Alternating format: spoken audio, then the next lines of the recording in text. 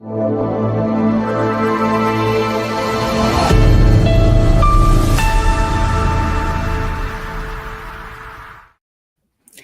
morning and welcome to PMLC Global Nexus, where we're coming here live to you today to talk about our Beyond the Buzz strategic PMO leadership in the age of practical AI implementation. And with me today, I have my co-host, Dr. Jimmy Goddard, joining the stage here with me. And we want to welcome you to our segment today where we're talking about the practical AI implementation. Good morning, Dr. Jimmy. How are you? Hello, good morning, Dr. Susie. Doing well, doing great, and it's also a pleasure to be here with you as well to talk about this wonderful topic. We're talking about Beyond the Buzz, so we're not making noise here. So we're talking about how strategic PMO leadership should behave in the age of practical AI implementation. And Dr. Susie, as you know, I'm very passionate about this topic because we are really at this inflection point.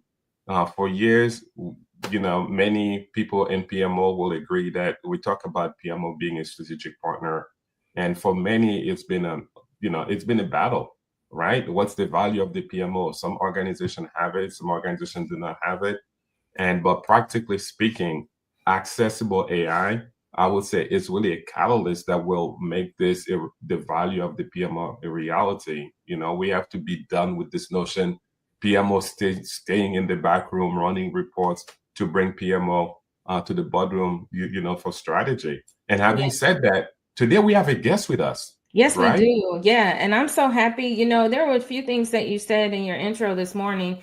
And I know that this is one of your most passionate topics that we're going to discuss today. And I'm so excited for the guests that we have with us.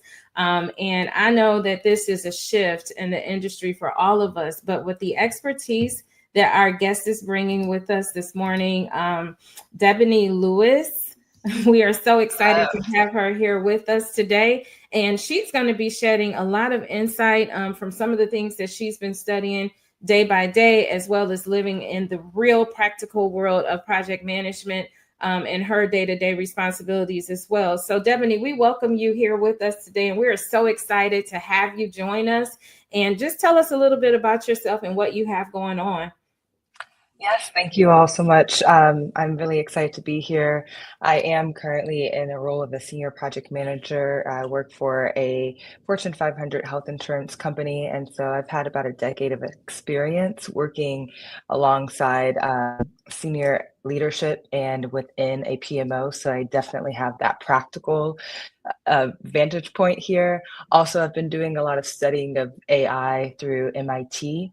And so I'm really excited to just bring that perspective to this conversation and get some questions going. Yeah, this is going to be so exciting. And we are very excited to have you here with us this morning. And I'm just really interested in some of the viewpoints that you're going to bring and share with us on stage today as we talk about this age of practical AI implementation. Dr. Jimmy, I know that we have a focus on PMO leadership, but I'm going to even step outside the box because I think that this discussion is going to morph even into how we look at practical AI implementation across the entire organization. And that will range from strategy to execution, even throughout the outcomes of what it is that we're looking for in terms of deliverables and moving forward within our organizations. And in some ways, in order for us to do this, we have to consider, a starting point, right? So looking at how organizations will incorporate this into their daily practices, there has to be some level of compliance that we're looking at, right? So as we're talking about this broader discussion, compliance considerations for AI utilizations within these organizations usually will incorporate some type of data privacy laws or, compliance standards that the organizations will need to consider. What are some of you guys' thoughts around those compliance initiatives that, we may have to consider in the organizational space? Yeah, Dr. Z, I can give, as a matter of fact, I think, Debony, this really applies to you very well because you're in the healthcare industry. I'm pretty sure you have private information identifier that may be relevant to this conversation. And through my former days in banking, right? So it's a matter of how do we leverage artificial intelligence, whether it's generative AI, with all the other ones that we can name, and still preserve the information of the confidential information and also proprietary information. And then it's a catch-22. We don't want the tool to take those information to learn from them, but at the same time, we want the tool to get better every single day. So it's a question is how much information can I let the tool play with to get better? And what is also the risk of me getting those data privacy by letting the tool access that kind of information? Devony, what are your thoughts on that when it comes to the healthcare industry? Having people privacy information. How can an organization dab into bringing new large language models into their environment and at the same time create this firewall between their their customers' confidential information, not to get into the AI tool, but at the same time, I'm asking myself, maybe if the tool had access to it, the tool could have even make things better, you know? Mm. Yeah. Yeah, I think that's a complex question, right? Because we've got to first think about what industry you're working within. If we say healthcare, of course, you've got HIPAA laws that you have to comply with. And that's going to be a pretty big hurdle for, I think, healthcare industries to contend with when we think of utilizing AI, because we don't have any currently national laws or regulations that are going to really be that guiding post to say this is the parameters in which data can be used and transferred. So then that puts everything in the hands of an organization. And if an organization doesn't have the proper data governance or the proper, chief operating officers who are directed to handle these questions and are looking at how we're de-identifying any data and sharing that across different platforms, I think that the healthcare industry is looking at a monstrous hurdle to overcome. However, depending on the problem in which an organization is going to solve, which we'll get to, I know, a little bit later, there might be some smaller implementations that an organization, even within the healthcare field, can think of. And maybe it's not so much patient facing, but internal to internal resources data or efficiencies with internal workforce. So there could be some workarounds depending upon how an organization's wanting to implement this. Yeah, Now and that's some a of good one. And Dr. Susie, I'd like to hand it back to you. Mhm. If we think about it, us human beings, we are flawed. Therefore, we want a machine to help us, and the machine can be flawed as well. However, we want to hold the machine accountable, if you will. So the question is really, is the machine that we want to hold accountable? Is it the people who write the code we want to hold accountable?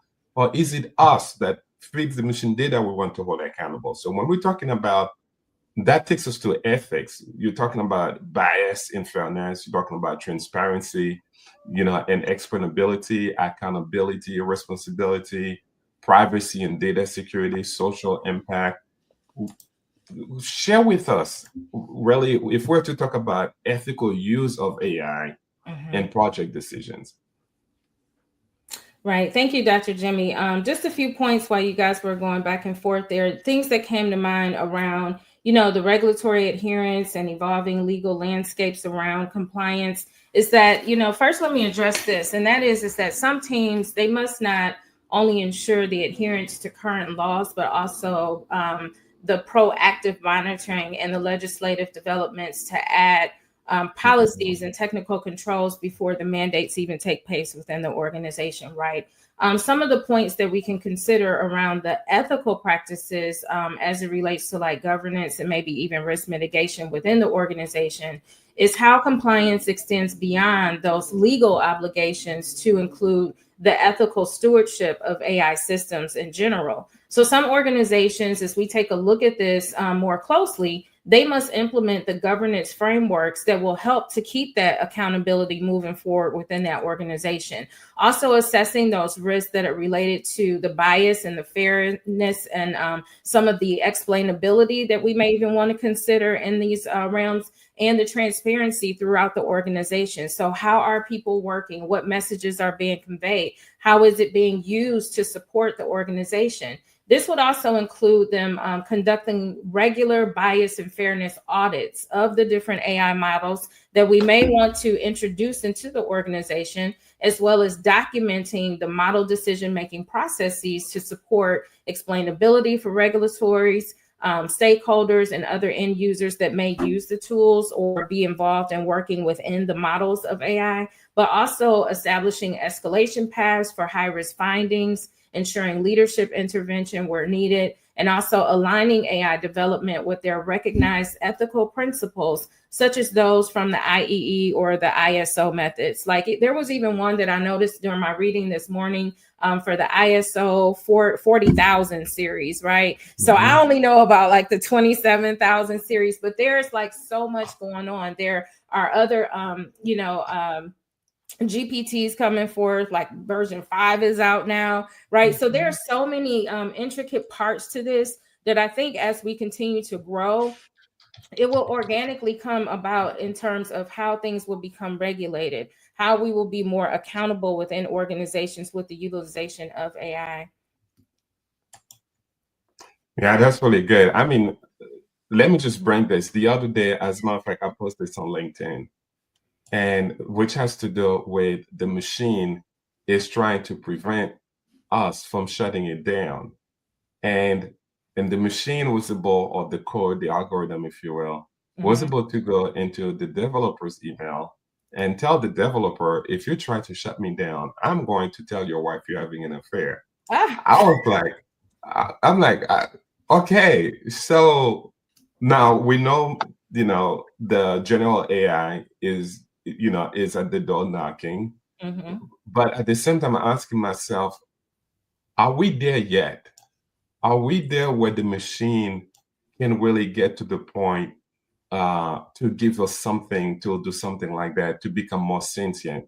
So is there really a disconnect between those AI hypes versus execution reality? So the example that I give may be more on the fringes, but Devaney, as you are I would say you're in the forefront of learning from an academic perspective of all those new things coming up.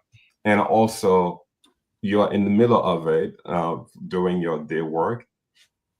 Is AI, are we talking about hype here still? I mean, should we still be talking about AI hype, or should we get to this notion, hey, everybody wake up. This is reality. This thing is not going anywhere. As a matter of fact, if you think, for me, if you think this thing is going somewhere, I mean, it's going to be a fad, you will be the one to become a fad. So what are your thoughts? Yeah, I appreciate that question. I tell people so far, it's not going anywhere. I would not encourage anyone to imagine the day where AI is not in the picture since it's been introduced. A question that I received recently is, if you were to put AI and the internet on a timeline, where in the internet's development and recognition in the world are we in the stage on the AI side? And I would say we're probably around like 1999, 2000s. Everyone is seeing that this is a tool in which we could use, but we're still just scratching the surface on what it can do and how it's going to really be productive in a work environment and not a tool for us to kind of, to your point, play around on, and the AI is going to, make some jabs at you. I think we're still there. We're still trying to accept it, that it's a reality, but we're still not sure exactly how we're implementing it from a business strategy perspective.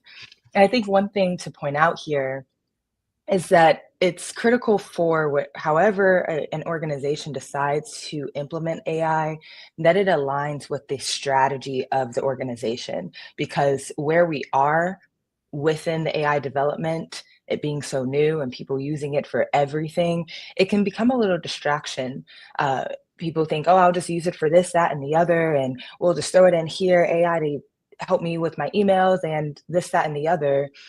Where as an organization, you have to ask yourself, what is our strategy and how can AI actually help me get there, whether it's efficiency, whether it is filling in a gap, and not let it be a distraction for organizations while they're figuring out how to implement this tool. Yeah. And with that being said, Devaney, one of the things that comes to mind from your professional opinion, I would like to hear about is, do you consider this when we're looking at, strategy versus the actual execution of things? Is it more of like what problem are we trying to solve versus more of how AI can be utilized to support organizations with their operating efficiencies? How are we kind of tailoring that and looking at bringing that into the build of the organization overall? Oh, what a good question. I think that either way, you are going to be solving for something. Now, whether you're solving for a specific problem or you are driving efficiencies, there's still a solution that you're trying to get to. And AI is only going to perform as well as the data that you have to put into AI, whether you are doing a large language model, such as ChatGPT, or you're executing it in a narrow AI form, a chat box form, or a manager form where, we've got an example you could use is like traffic lights. They have some logic behind their scenes as well, right?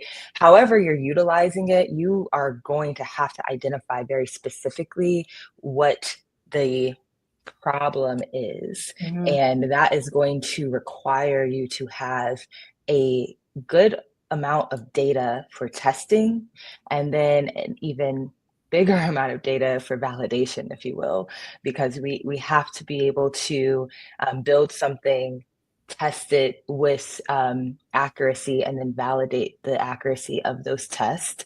And I think that's where we start to find some of the complications of implementing this tool. If we don't have the right amount of data, if we're not very specific about what we're trying to solve, we could find ourselves with some of the real key limitations that I definitely want us to be aware of. I think that if we go back to the first question, the hype versus the execution, right now AI is hyped. Everyone is talking about it. It seems so great and grand, and that in which it is. However, there are some pretty big limitations that I think we should consider. Hallucinations, just if you have used GPT and you ask it a bunch of questions, it has the ability to make inferences based on just all of its data that it's collected. And sometimes that's not really based in reality. So you have to have a user that has the resources to validate whether that output's correct. Also, we have to consider the training of the staff. We have to consider compliance, as we've mentioned. We have to also consider what are the examples that we're utilizing to build the machine learning. So I just don't want us to think like, though, this is a great tool, I've got a problem, and now I can go forth and be merry. There's a lot of background work that has to be done in order to implement this correctly. Yeah. And what are your thoughts around like some of the challenges of aligning like the AI implementation with the organizational strategy overall, and how organizations may become, more forward thinking in this area by embedding like the agility and continuous innovation by utilizing AI more? Ooh, that's a great question. I challenge every organization to ask themselves, what is their strategy? How how are they making an impact in whatever industry niche they have? So are you a cost leader? Are you differentiating? Do you have a specific focus point and you're tailoring your market and your products? If you can't answer that question, then you shouldn't be thinking about AI at this stage. I think you really need to take a step back and understand how you are introducing yourself in this market in the first place. That's going to help you if you can answer that question, what your strategy is. That's going to help you align AI with your strategy versus what I think people are fearful of having AI just come in and sweep and take over your job. To the second part of your question, how can organizations how I'm interpreting this question, how can organizations weave in this agility notion? Because also where we're at is AI is used for users. I could use it right now for my personal life, but from a business perspective, I might not know exactly how to implement or build an AI tool. So I think that it's going to be necessary that businesses start small, one, and start to explore how they can be agile in this. So don't think about the problem you're trying to solve as the one big thing for your industry, but think about one specific efficiency or a small error that you're seeing constantly, or productivity thing that you can work on.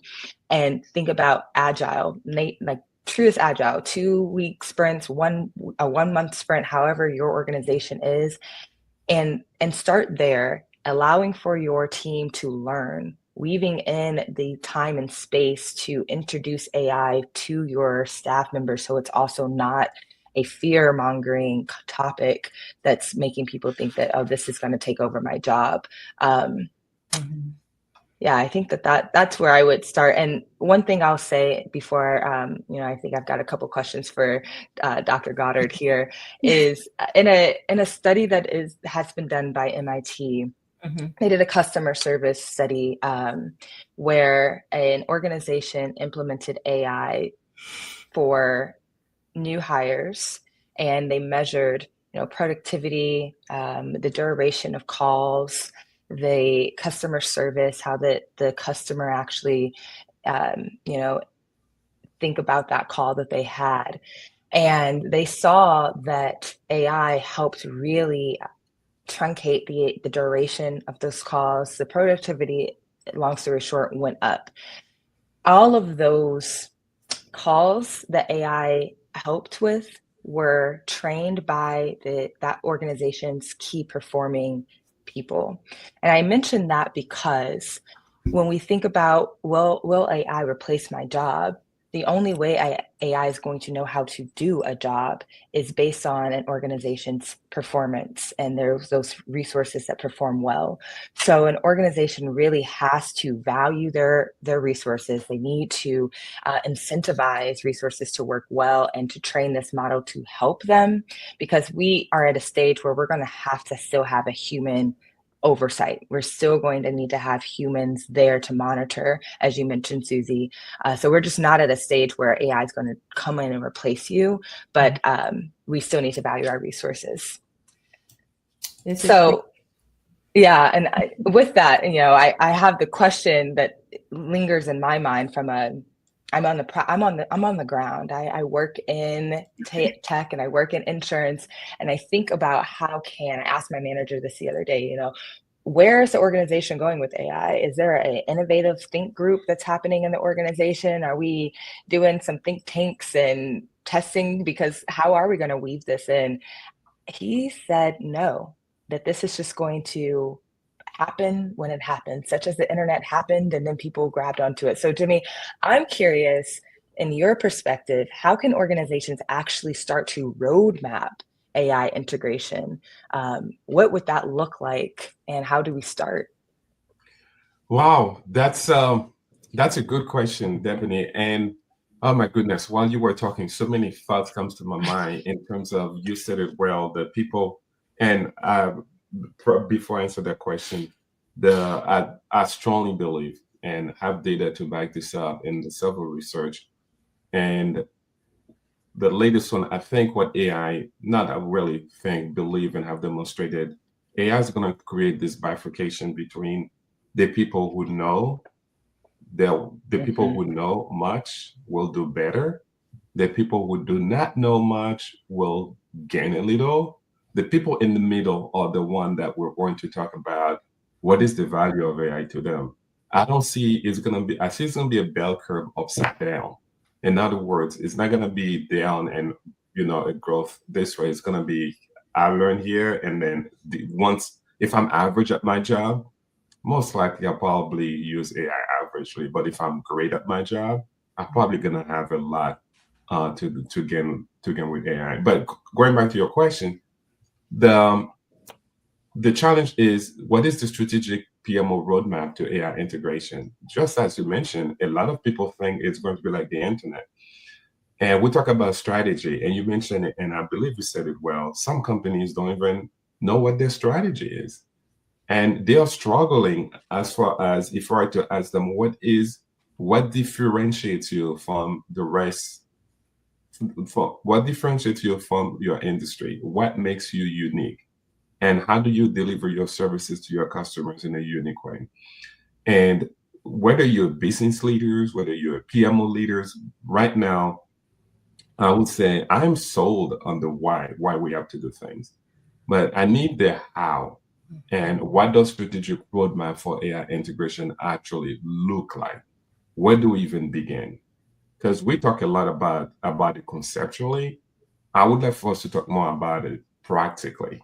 And what I've learned, I've pretty much implemented that myself and also some other organizations. It's really to get your own house in order. I do it as an individual, I do it as a practitioner, and I also recommend PMO leaders to do it with their PMO. They need to educate. Education right now is number one. Now GPT-5 just came out. How many people are experts in GPT-5? Probably not much. So this is the time you educate yourself. This is the time you educate yourself.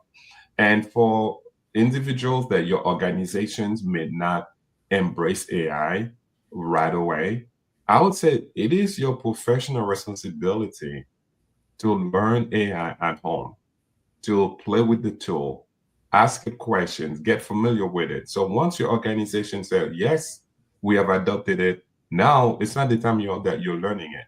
So education for me is number one, become an expert yourself. Now you don't need to become a data scientist. I'm talking about understand what AI can and also what it cannot do, just like you mentioned earlier, Debony. And the other thing I will mention has to do with the internal applications. I have developed some applications myself when we're talking about agentic AI because I really want to understand this thing. But I would say businesses try to leverage one of those tools. Now, individuals is $20. Whether you go with ChatGPT, whether you go with Copilot, whether you go with Claude with Anthropic, whether you go to Gemini with Google, I mean, just select one. Whether you select Perplexity, you don't need all of them. Select one. In organizations, I would say you can go with some safe one. I'm not going to name vendors, but select one tool and try to get it inside of your organization to really get to understand it. Now, the natural language processing tools, they'll become so prevalent. You have AI tools now that's being created to hold people, to give people companionship. You can get an AI tool to be your banker, get an AI tool to help you with your medical thing. I mean, but golly, there are so many AI tools out there. This notion, this thing is going away. I'm sorry to tell people, okay, wake up. At the same time, I would say I'm not saying for you to open your bedroom and let AI get into it. That's not what I'm saying, pun intended.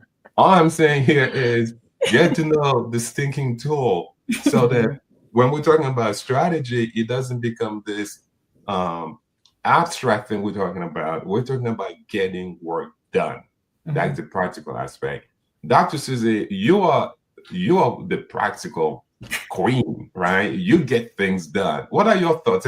How far away am I? Am I in the desert here? Am I in the exile? No, not at all. And I was just sitting over here thinking, like, I may be aging myself with this statement, but that's like going back to when we first learned the DOS language, when computers first came out, when we had to type in the command C : and then the greater than. I'm just like, oh my goodness. You think about how things will evolve and continue to grow and morph over time. And that's what I see here. One of the good points that I think that you did bring up is around the training, getting people prepared for the new direction of what will now become our new normal as we move forward. And one of the points that we discussed previously is how organizations are incorporating the training for generative AI and more of its common practices daily to get their staff, used to using the AI tool. But again, it still goes back to some of the compliance measures in terms of how organizations will use the tool.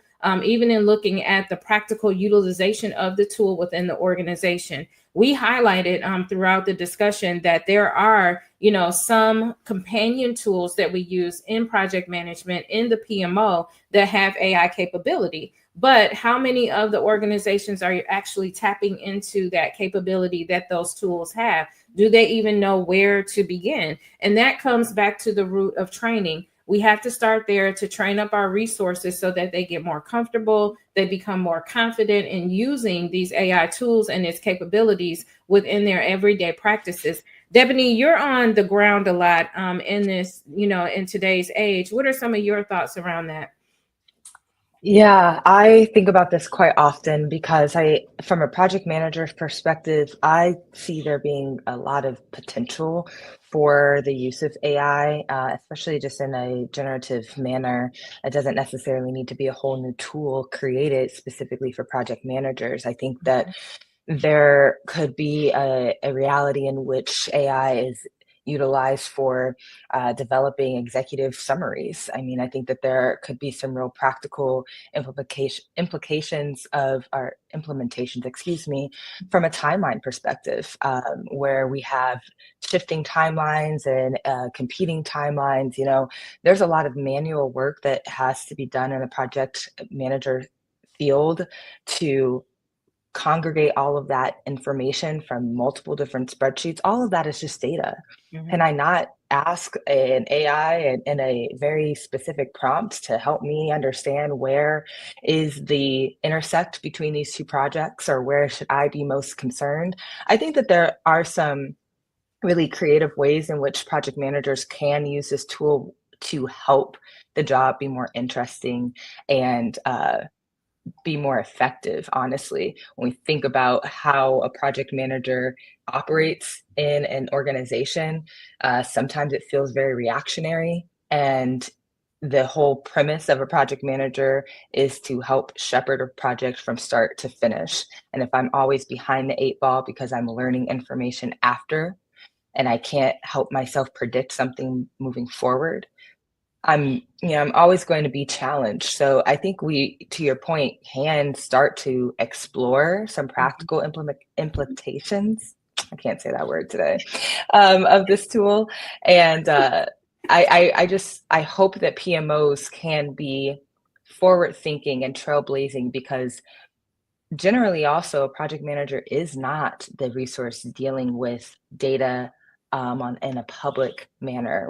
We're not getting data that's specific to a patient. We're not necessarily seeing the bank transactions for individuals. We are shepherding the overarching large implementation. Geez, why is it not happening today? of a program or a SaaS project or something of that nature. So I challenge those PMO leaders to really think about that. And allow for that type of play to occur, even if it's a test project. That's, we should try to make room for those types of test products or projects or workflows, so that organizations can move forward, versus always just thinking about what we need to solve right now for this one specific product line, and always kind of being behind the 8 ball. Mm-hmm.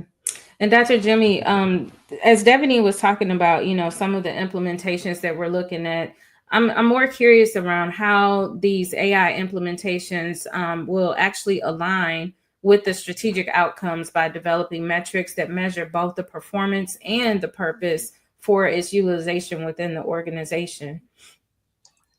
Yeah, now I'm always about numbers, and Devin, while you were talking, so many things comes to my mind, and I'm thinking PMO being reactive versus strategic, and how can we be reactive when you see AI to be just another tool for efficiency, if you're looking at it from that lens? So definitely it's going to be a reactive PMO. So you may ask the question, can I use AI to generate RAG status reports 5% faster than what I'm used to?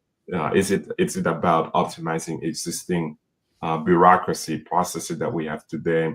Those are really just about keeping keeping scorecards with a fancier spreadsheet. Now AI becomes that portion, versus you can be more on the strategic side of AI, use AI tools for, I would say, effective transformation. By effective transformation, I mean real value that you can see something change. For me, I'm thinking, can I use the AI to analyze, since I was in the financial industry, market trends and what is our internal capabilities to predict which projects will have the highest ROI, helping us build a more valuable portfolio. If I can use AI and a PMO to get me to that answer, I think I'm setting myself more for success. Can I use the tool more from a predictive risk model to not just flag risk, but also to prescribe specific data-backed mitigation strategies? Can I use our resource management AI to simulate impact of pulling a key developer of a project onto a project from project A to project B, showing the ripple effect on timelines and budget and strategic goal alignment? Can I use AI to come up with those practical things? Now, the beauty of this, what I find to be very fascinating at the PMO level, this is not a role, I would say, a reporting guru within the PMO. This is something that even the business, by business, I mean the stakeholder that requests the project, can do as well. And to address the metric component, Dr. Suzanne, I believe this is where the rubber meets the road. For decades, PMOs have been measured on performance metric, what we call the how metrics, things like schedule performance index, right? The SPI. You have cost performance index, percentage of projects delivered on time and on budget. I mean, those are good because the numbers don't lie. So I would say these are very important, but they measure the efficiency of the project process. They don't measure if the project actually delivered any value. I'm very focused on the value. You can give me all the numbers in the world. You can have watermelon projects, meaning it's green on the outside, red on the inside, right? So those don't really matter. So I would say AI forces us to elevate this conversation and focus more on purpose metrics, the why metrics. These are tied directly to your strategic objective. The magic happens when you link them together. Let me give you a concrete example. Let's say about the old way, we completed the CRM integration project, I would say 10% under budget. Great. So what? Right? Now let's talk about now performance and purpose. We will implement an AI-powered tools, leading scoring model in our new CRM. Let's say we will measure the model's predictive accuracy, about 95%, and the project's adherence to a 6-month timeline. Let's say, so we're talking about purpose metric. This initiative will directly support our corporate strategic goal of increasing, let's say, fourth quarter revenue by 15%. Then we will measure success by the increase in sales conversion rate for AI qualified leads and the reductions in the sales cycle duration. You see, the true metrics, you get into the details, not just the superficial. And for me, PMO is not just about reporting on budget. It's not just about reporting on schedule. It's not just about reporting on customer satisfaction or scope. They are reporting our AI project delivered on schedule, performance, resulted 20% increase in lead conversion, purpose, directly contributing 5% to the company, 15% revenue growth to this quarter. That's the conversation I would say that we need to start focusing on when we're talking about AI. Let's leave those superficial things out there because we can do that with Excel spreadsheet. Let's get in the weeds. Let's get the real value add those AI tools, can bring to us for us to set ourselves apart from the rest. I agree. And I'm taking a look at some of the questions that we have coming in from our audience. And one interesting point here is if we could actually explain or address the origins of AI. How did this all begin? Where did we start? What is our genesis to this mysterious tool, right? That's so very interesting, but yet so very powerful. as we're beginning to morph it into our day-to-day practices within organizations.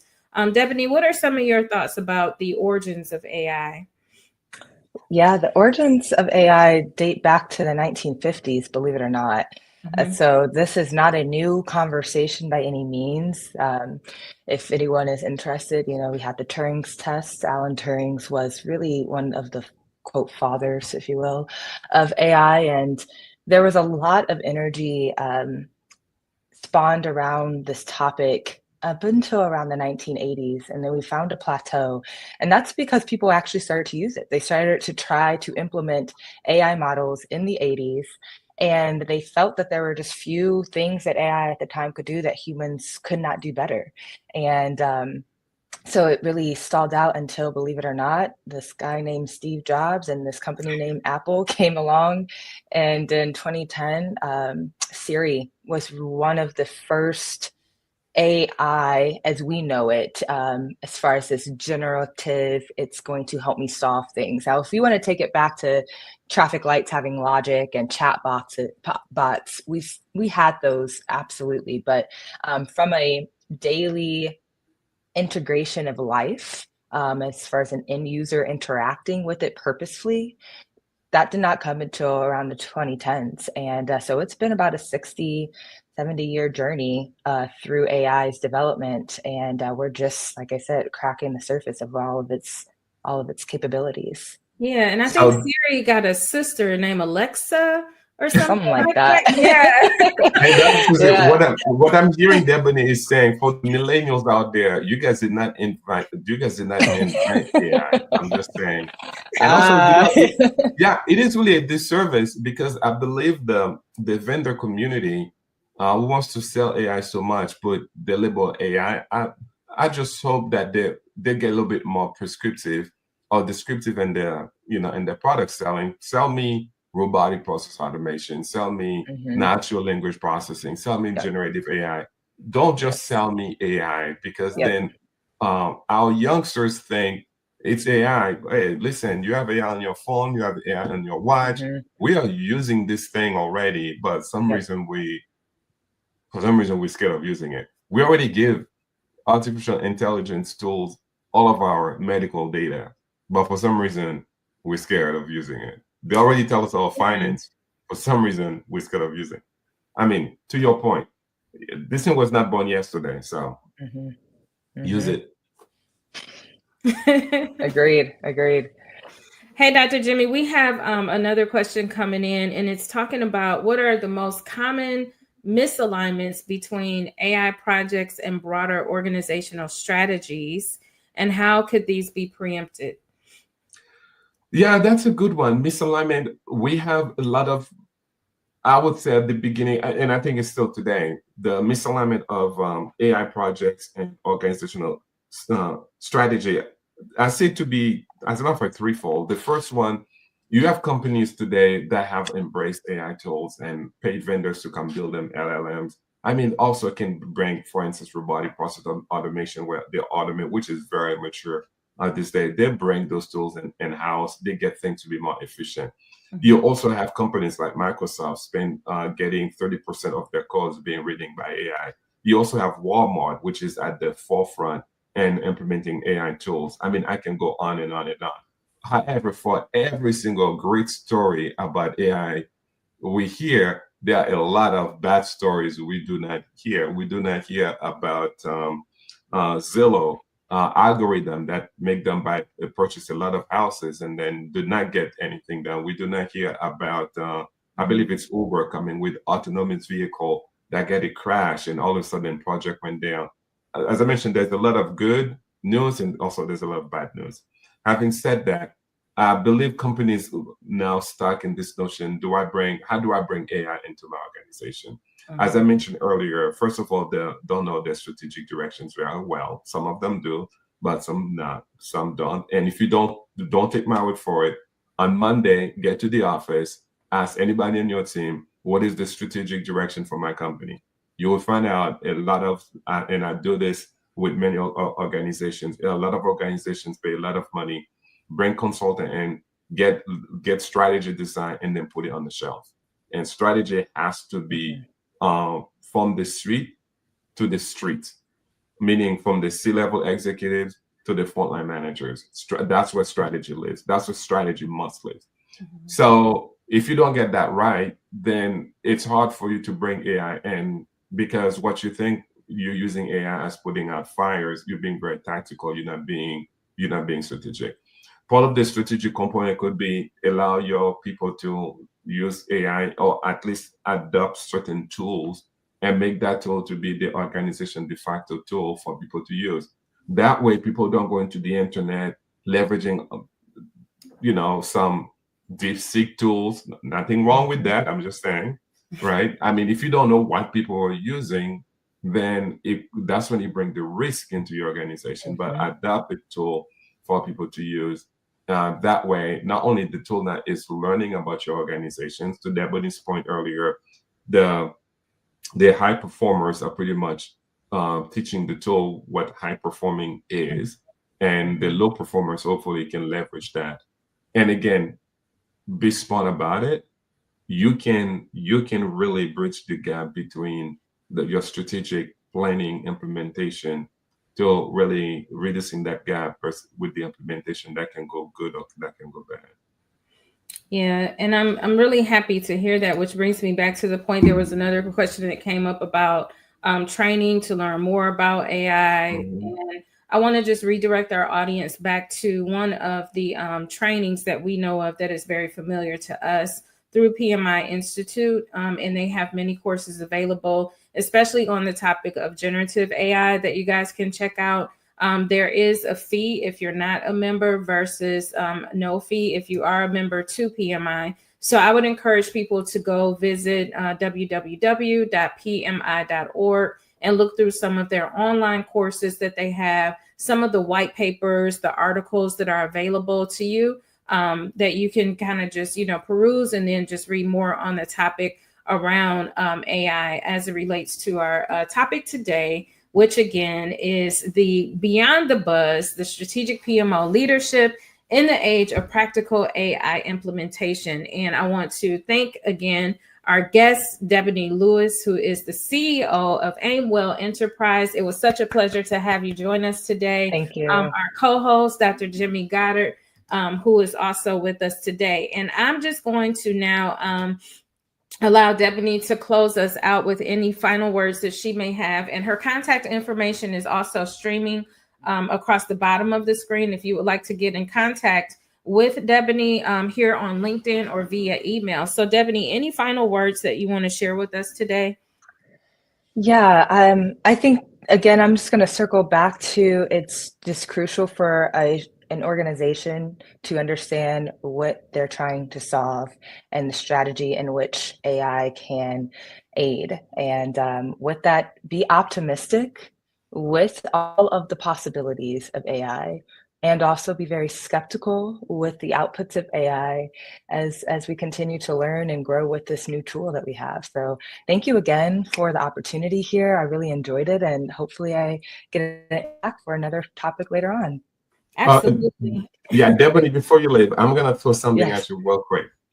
Being our guest here, I would like to ask you, can you ask us a question that our next guest will have to answer? Oh, man. Okay. Back at you, though. What is the topic of the next? No, it doesn't matter. It's irrelevant. It does not matter? Okay. What is one question you want our next guest to answer? A question I want the next guest to answer. From the top of your mind. Don't think too hard. Okay. Let's see. I would be curious, I guess, as to what are some of the key problems that you see in your industry that you believe that AI could help you solve? Oh, that's a good awesome one. I like that. That's a good one. That is a really good one. What a way to go out. Again, if you want to contact Debony Lewis on LinkedIn or via email, her information is streaming across the bottom of the screen. Again, Debony, such insightful information that you share with us today. Thank you so much for joining us. and for coming on. And we actually look forward to having you back with us here in the near future, per se. Sounds good. Okay. For some more exciting topics that we have coming up here later on. Our next webinar is going to be held on Saturday, September 13th, since we already kind of started talking about, what are some of the questions that we will want to ask our next guest. Our next webinar, if you want to go ahead and mark it on your calendar, is going to be on Saturday, September 13th at 10 a.m. Eastern Standard Time. And we'll be coming back here live on LinkedIn, YouTube, and Facebook again. If you'd like to register, you may do so through our page on LinkedIn, the business page on LinkedIn, through Project Management Learning Center. We'll be more than happy to receive your reservation there. Or you can register directly on our website at www.pmlearningcenter.com. So Saturday, September 13th at 10 a.m. Eastern Standard Time. And you can register with us online there. So let me go ahead and slip it over to Dr. Jimmy and put his contact information up here. And Dr. Jimmy, any final words that you would like to leave us with today on such a passionate topic that you have around AI? Yeah, no, thank you so much, Dr. Susie, and also Dabney. Thank you for joining us to share this message to our audience. And I would like to remind people and who join us, we want to say thank you to you who have provided us. If you're on the West Coast, we're looking at very early in the morning. If you are international, I mean, it's probably even mid of the day. I mean, whatever it is for you. I just want to say thank you for allowing us to get into your ears. And I would like to say PMO is no longer just, I would say, something that's going to stay abstract. It's something that's going to become very relevant, and we really need to transform this notion being from a support function into being a dispensable navigation system for an entire organization. I would encourage everyone to come back to this forum to educate yourself. As a matter of fact, please share this with at least three to five people. So, when you're getting good knowledge, don't just hold it to yourself. Share with other folks as well. Because the more we create an environment that is very educated with these tools, the more we will get the more benefit out of those tools. And on this note, I would say, keep learning. Awesome. Powerful ending. So again, if you would like to get in touch with Dr. Jimmy, you can reach him on LinkedIn as well as YouTube, and check out some of his wonderful videos that are out there. Very powerful educational videos that will guide you not only through PMO, but also through AI. This is one of his hot topics, and I'm so glad that we were able to indulge in this topic today, Dr. Jimmy. So thanks again. I just want to remind you guys again, for those that didn't catch it the first time, it's going to be on Saturday, September 13th at 10 a.m. Eastern Standard Time. We'll be back live on LinkedIn, YouTube, and Facebook. If you want to register, you may do so at www.pmlearningcenter.com. Also, if you would like to learn more about some of the trainings that we offer at PMLC and other services that we provide, you may reach us at the phone number below or at training@pmlearningcenter.com. Again, I'm Dr. Susie Joseph here with you from PMLC Global Nexus, our co-host, Dr. Jimmy Goddard, and our dynamic guest today, Debony Lewis. We are so grateful for having you. My last and final comments around this is just not to forget about the compliance along with the accountability that comes with AI. It's so easy for us to let something or someone else to do the thinking for us, but we want to keep structure and standard and integrity around the work that we do. So with that being said, I just want to thank you guys again for joining us. Don't forget to join us again on Saturday, September 13th at 10 a.m. And thank you all for coming along with us today, Dr. Jimmy and Debony. And you guys have a great weekend. Thank you. Thank you. Bye. You're welcome. Bye-bye.